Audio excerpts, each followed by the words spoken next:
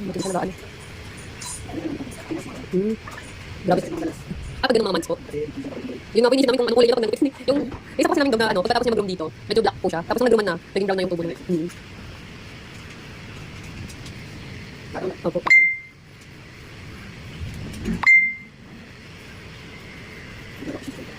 Yung isa po kasi yung sa namin, yung medyo muna po, nagwawala po ng konti, medyo na kasi. Kaya nung yung pangalawa na, tinapos namin yung tanong. Opo, pati sa blower, pinapakis na din namin. Para di magwala pagdating dito.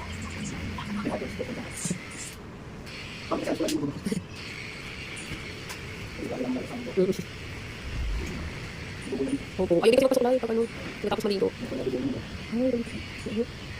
Buking maliit. Kasi ka na. Ay, ginumpukan namin ganyan siya. Alam mo, sa nanay niya.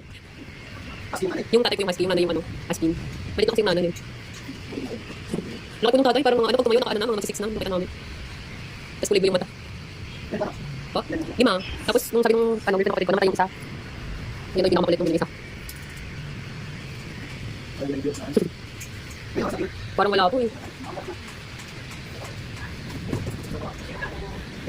Pa? Suglagot siya. Dapat ano pa, last week pa, yung ginagawa niya, pag alam pupunta dito, natutulog. Ayaw magpakuha. Buto na kami nakulit. Natutulog kanina, natutulog ulit siya. Ano, hindi na kami makutulog. Hindi, sa pararating natin namin. Sige, umulan.